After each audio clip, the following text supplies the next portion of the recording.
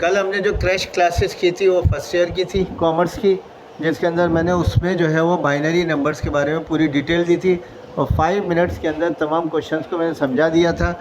वो important question थे, उसी क्वेश्चन की बेस पर अगर आप चाहो तो तैयारी कर लो तो फर्स्ट ईयर वाले, फर्स्ट ईयर कॉमर्स, तो आसानी से अपना पेपर क्लियर। एक क्वेश्चन अब कल जो होगा ना, इसके बाद एक दिन फर्स्ट ईयर है, एक दिन सेकेंड ईयर है, और फिर हम जो है ना सेकेंड ईयर फर्स्ट ईयर को दोबारा टैकल करेंगे।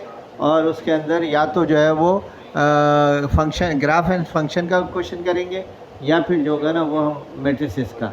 अब देखिए ये क्रैश क्लास है, टॉपिक है जो है ना हमारे पास परम्यूटेशन है, HSC पार्ट 2 है और कॉमर्स ग्रुप है।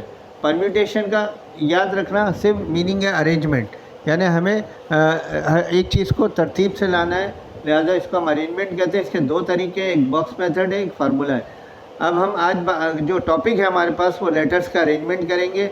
इन how many ways can the letter of the following words can be arranged. अगर लेटर रिपीट यूज़ हो रहा है 1 टाइम्स यानी रिपीटेड ना हो, और अगर लेटर जो है ना वो रिपीटेड हो तो किस तरह से हम डील करेंगे। ये एक के अंदर मैंने 3 क्वेश्चन लिखे हैं कि एक तो की है वर्ड, एक चेन है, और एक हमारे पास जो है ना वो हो जाएगा वर्ड। ये 3 है। अब की जो होता है ना उसको हम सॉल्व करेंगे बॉक्स मेथड से। ये क्योंकि इसमें 3 लेटर्स हैं की में, लिहाजा हमारे पास जो होगा ना की के अंदर हमारे पास 4 लेटर्स हैं, लिहाजा फर्स्ट प्लेस जो होगा वो 3 वेज से, 2 वेज से और 1 वेज से, और इसके बाद ये टोटल जो हमारे पास वेज आ जाएंगे 3, 2, 1, तो ये आ जाएगा 3, 2 और 1, तो टोटल वेज हो जाएंगे 6 वेज। ये आपके पास आंसर आ जाएगा। यानी देखें ये अल्फ़ाबेट्स, यानी इसमें 3 लेटर्स हैं, पहले में कोई भी यानी इक्वली लाइकली चांसेस है, के भी आ सकता है, ई भी आ सकता है, वाई भी आ सकता है। लिहाजा इस पहले हिस्से को यानी फर्स्ट बॉक्स के हम 3 तरीक़ों से फिल करेंगे। तो हमने 3 लेटर्स हैं, हमने 3 लिखा। अब ई जो होगा ना, अब एक लेटर अगर हम यहाँ प्लेस कर दें तो हमारे पास ऑप्शन में 2 बचे, या 2 में से कोई एक लेटर आएगा तो second place is filled by 2 ways. और इसी तरह हमारे पास वाई जो है वो अब आखिरी ऑप्शन रह गया जो थर्ड प्लेस पर आ जाएगा, तो हमने लिख दिया third place is filled bye 1 वे। तो देयरफॉर टोटल वेज आ जाएंगे 3, 2, 1। इन सबको मल्टीप्लाई करेंगे तो 6 वेज, ये आपका आंसर आ गया। सेम इसी तरह से जो है ना अगर हम चेन की बात करें, सेकेंड पार्ट CHAIN, इसमें आपको लेटर काउंट करें तो टोटल 5 लेटर्स हैं। बॉक्स आप बनाओगे 1, 2, 3, 4 और 5। बिल्कुल इसी तरह से ये ये जो है ना हमारे पास एक तो रिपीटेड का हुआ, वंस यूज्ड का हुआ, और एक हमारे पास सेकंड पार्ट है इसका रिपीटेड। तो रिपीटेड के अंदर जो होगा हम क्या करेंगे कि फिर जो है ना बॉक्स 3 बनाएंगे और इसमें लिखेंगे हम लोग फर्स्ट प्लेस इज़ फिल्ड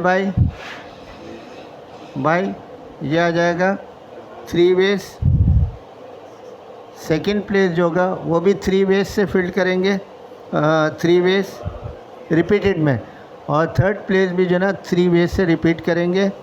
तो लिहाजा ये 3 वेज आ जाएगा, और टोटल वेज जो होगा देयरफॉर टोटल वेज आ जाएगा हमारे पास, इन तीनों को मल्टीप्लाई कर लें 3 × 3 × 3 27 वेज। ये हमारे पास फाइनल आंसर आ गया। अब रिपीटेड का मतलब क्या हो गया कि यहाँ पर 3 लेटर KEY, तो तीनों में से कोई एक आ सकता है। इसके अगले उसमें हम जाएंगे तो उसमें भी हमारे पास, क्योंकि ये कह रहा है कि रिपीटेड का मतलब है जो लेटर आपने यहाँ यूज़ किया है वही लेटर आप यहाँ पर भी यूज़ कर सकते हो, तो लिहाजा फिर हमारे पास 3 हो जाएंगे। और इसी तरह से यहाँ पर भी हमारे पास 3 हो जाएंगे, लिहाजा 3, 3 हम यहाँ पर पुट करेंगे, यानी 3 वेज, 3 वेज, 3 वेज, तो टोटल वेज 27 आ जाएंगे। तो ये हमारा जो है ना कंप्लीट हो जाएगा। अब आप क्या करना खुद से, नंबर 2 जो होगा चेन है, नंबर 3 जो है ना वो हमारे पास वर्ड है, इसमें 5 वेज, 4 वेज, 3 वेज, 2 वेज और 1 वेज, टोटल मल्टीप्लाई कर 120 वेज से। और अगर रिपीटेड की बात करोगे तो 5, 5, 5, 5, 5 सबको मल्टीप्लाई कर देना, तो आपको टोटल जो है ना वेज मिल जाएंगे। सेम ये वर्ड इसके अंदर 4 वेज हो जाएंगे, 1, 2, 3, 4। पहला वाला 4 हो जाएगा, दूसरा वाला 3 हो जाएगा, तीसरा वाला 2 हो जाएगा, 1 हो जाएगा, मल्टीप्लाई करेंगे 24 वेज आ जाए। इसके बाद जो है ना रिपीटेड की बात करेंगे तो वर्ड में हमारे पास यहाँ पर भी 4 बॉक्स बनाएंगे, 4 उसको होंगे 4 वेज मल्टीप्लाई करेंगे तो हमारे पास 256 वेज आ जाएंगे। तो ये दोनों आप जो है ना वो आप लोग ट्राई करना, और इसको अगर कोई मसला हो तो जो है ना वो इनबॉक्स जो है ना मुझे बता देना। अब हमारे पास यहाँ मैंने जो लिखा था कि बाय फार्मूला, तो बाय फार्मूले से हम करेंगे। फार्मूला ये d is equal to n factorial n1 factorial n2 factorial dot dot करके ni फैक्टोरियल। इसको कैसे इस्तेमाल करना है इस सवाल से करेंगे। अब सवाल ये पैदा होता है कि हम जो है ना वो बॉक्स मेथड करें या फार्मूला करें, तो इसके अंदर हम बॉक्स मेथड नहीं लगा सकते। अब इसका रीज़न सुन ले।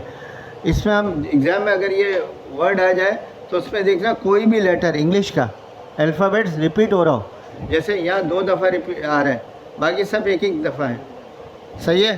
तो लिहाजा इस सूरत में हम फार्मूला इस्तेमाल करेंगे, बॉक्स मेथड इस्तेमाल नहीं कर सकते। तो लिहाजा यहाँ पर हमने देखा कि यहाँ पर हमारे पास जो है ना वो टोटल 6 इनमें से ई जो है रिपीट हो रहा है। लिहाजा हमने जो है ना यहाँ फार्मूला लगाना है। पहले यहाँ पे n is equal to total letters count कर लें, 1 2 3 4 5 6 लेटर्स हैं। फिर यहाँ पर हम बताएंगे कि P जो है ना कितने टाइम्स है, उसको N1 शो कर देंगे। L कितने टाइम्स है 1, N3 यानी E 2 टाइम्स है, A 1 टाइम्स है, S 1 टाइम्स है। अगर E रिपीट ना हो रहा था तो हम उसी तरह से जैसे पिछले सवाल के अंदर चेन और वर्ड वगैरह है ना वो बॉक्स मेथड से किया है, तो वहाँ हम बॉक्स मेथड ही यूज़ कर सकते हैं। लिहाजा अब ये फार्मूला हमने लिखा है, यहाँ पर फार्मूला लिखकर सारी वैल्यू पुट कर दी। n की value 6 factorial, n1 1 factorial, n2 n3 n4 n5 n6। इसके बाद फैक्टोरियल का क्या मतलब होता है, उल्टी गिनती है। जो नंबर दिया हुआ उससे उल्टा चलें, यानी 6 यहाँ दिया हुआ है तो 6 5 4 3 2 1। अगर 7 दिया हुआ है तो 7 6 5 4 3 2 1। अगर 8 इसी तरह से हम इसका रिवर्स ले जा सकते हैं। 1 का फैक्टोरियल 1 ही रहेगा, 1 का 1 रहेगा, 1 का 1 रहेगा। 2 का फैक्टोरियल 2 इंटू 1 हो जाएगा, फिर 1 और 1। इसके बाद ये नीचे वाले जो भी नंबर्स हैं वो कम्प्लीटली 1 के अलावा डिलीट हो जाए, ख़त्म हो जाने चाहिए। तो हमने ये 2 और 2 को ऊपर नीचे से कैंसिल किया। अब रिमेनिंग जो है ना नंबर्स ये रह गए 4 5 4 3 6 5 4 3। इन सबको मल्टीप्लाई किया तो पता चला 360 वेज जो है ना इसको चाहिए अरेंजमेंट के लिए, और 360 वेज से जो है ना ये हम अरेंज कर सकते हैं इन लेटर्स को जिसमें रिपीटेशन हो। अब बाय फार्मूला जो है उसका सेकंड पार्ट ये कराची है, थर्ड पार्ट अकाउंटिंग है। इसी तरह स्टैटिस्टिक्स और बहुत सारे वर्ड्स हम यूज़ कर सकते हैं, यूनिवर्सिटी वगैरह। इसके अंदर भी देखें ये फार्मूले से होगा, बॉक्स मेथड से नहीं होगा, क्योंकि ए जो है ना वो रिपीट हो रहा है, और इसके अंदर भी जो है ना सी भी रिपीट हो रहा है हमारे पास, और एन भी रिपीट हो रहा है।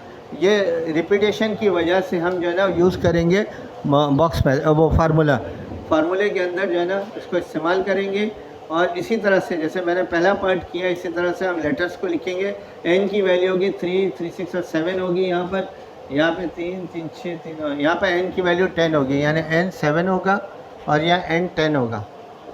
बाकी जो है वो k a r वगैरह सब इसको उनके n1 n2 n3 n4 निकालने के बाद n5 उससे पुट कर देंगे फार्मूले में, और ये भी इसी तरह से फार्मूले में होगा, पुट होगा। और इस तरह से जो है ना ये 2 क्वेश्चन जो है ना आपके होमवर्क है। अगर आपको क्लियर ना हो तो आप मुझे इनबॉक्स में मैसेज कर देना, तो मैं आपको जो है ना आराम से जो है ना उसको कम्प्लीटली जो है ना इसको भी सॉल्व करके बता दूंगा, लेकिन पहले आप ट्राई कर लो। ये चैनल जो मैंने बनाया है स्टूडेंट्स के लिए, इस चैनल का नाम है सर आरिफ के नाम से।